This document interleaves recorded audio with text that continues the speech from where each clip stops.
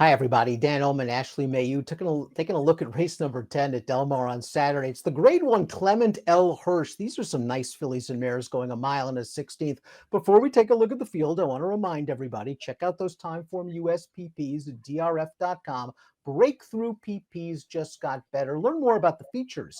DRF.com/TFUS 101. Here's the field for the Clement L. Hirsch. Now, again, only a field of five, but we've got some quality runners in here, including the two morning line favorites, both trained by Bob Baffert, the three Adair Manor, the two Fun to Dream, and surprisingly enough, Ashley, in a five-horse field, there's some speed. There is certainly some speed and even some horses such as Elm Drive coming out of shorter races, now stretching out around two turns. Fun to Dream can be tactical, can be forwardly placed, but we know Adair Manor, she does kind of her best running on the front end.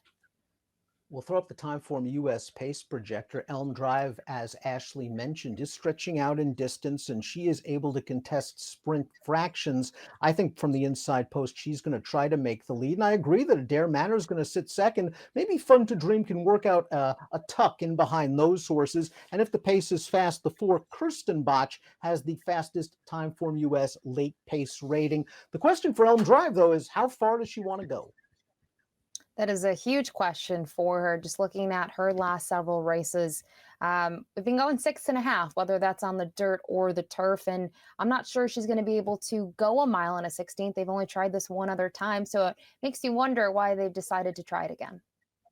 Well, we'll watch her most recent effort in the Great Lady M. It was a game performance going 6.5 furlongs. And as we turn into the stretch, Elm Drive has been involved on the pace throughout, and they went very fast, 21 and change, 44 flat to the half. And she is still fighting, and she will fight all the way down to the wire to only be beaten a half length. Now, as Ashley mentioned, she tried to go two turns once in her career as a 2-year-old. I'm willing to give her a little bit of a mulligan for that effort simply because it seemed like she was tailing off form at the time. And on my notes, I have her wide over an inside speed bias track. So maybe Elm Drive can do a little bit better stretching out. And heck, if she runs third, she gets a valuable grade one placing.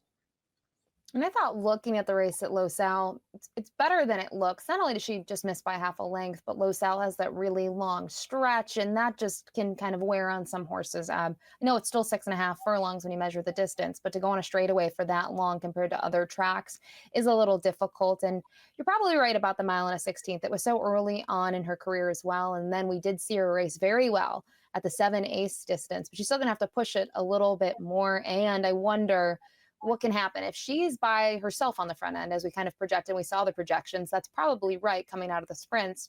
How long can she kind of stay out there? We'll find out, I guess, on Saturday, but it kind of makes me wonder about the distance.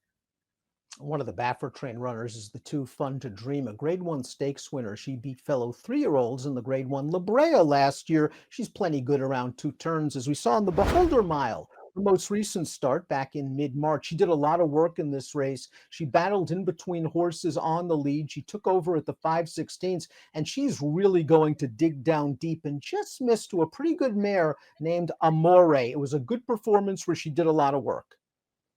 She did do a lot of work, and she did do a lot of it on the front end. I think overall, I thought it was probably one of her better performances just because she had to work for it a bit more. And when you go to the race two back, she looked good as well, but it was a little bit of a deeper field, more horses in there, and she was getting that additional eighth of a mile.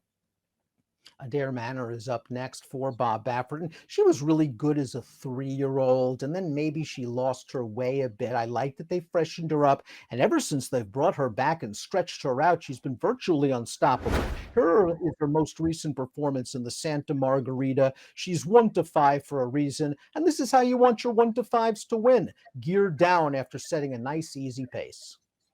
Because Juan Hernandez looked behind for a second, and then he knew he was good at that point, and it looks really effortless for her at this stage in the race, as it should have been. She was much the best and clear of the group. But I do like that you bring up the fact that maybe she lost a little bit later in the 3-year-old season. They gave her some time, and the way that she's come back, I also like that they've taken blinkers off, and she's been able to do the same things that she was able to do with them on earlier in her career. I think, to me, and maybe it's a sign of a little bit of maturity, and that she doesn't need those, right? A lot of the times blinker goes on, whether you're thinking about focus or gearing some speed into a horse.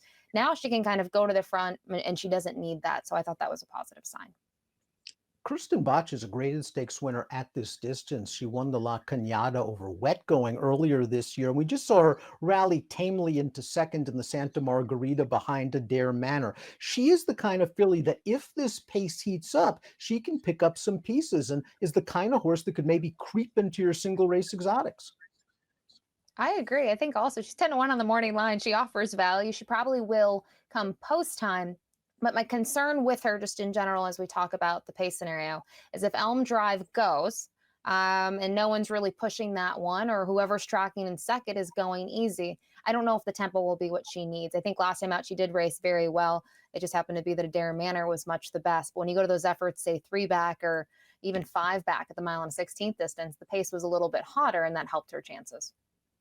Completing the field is Desert Dawn, and she is a very underrated and likable filly. She won the Santa Anita Oaks as a 3-year-old. She was second in this race last year. She placed in the Kentucky Oaks, and while third last time out to Adair Manor, it was a race that didn't have a lot of pace. And I just had the feeling the jockey made a concerted effort to get right up close, and I just don't think that's her running style. I think they'll take back, make one run, and hope for the best.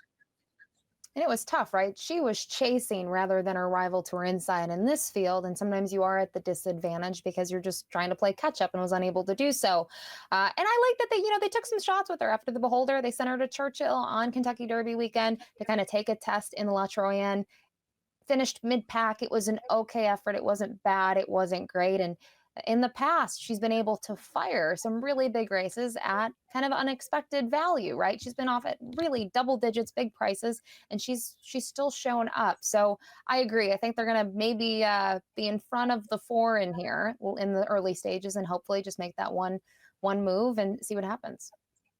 Fun race, grade one at Del Mar on Saturday. Let's take a look at our top selections. We're going with Baffert, just a different Baffert. You're going with Adair Manor. She's been seeing dead red right now, and I think she'll get the jump on my pick, Fun to Dream, turning for home.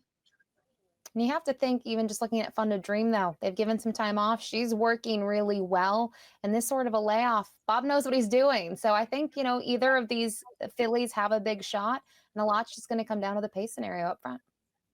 That 58 work caught my eye for Fun to Dream. I have a feeling she's going to tuck in behind. Maybe Adair Manor has to go just a little bit early to collar Elm Drive, and that could set things up for Fun to Dream. Adair Manor for Ashley, Fun to Dream for me. It's the Clement L. Hirsch, a graded stakes race at Del Mar on Saturday. Best of luck.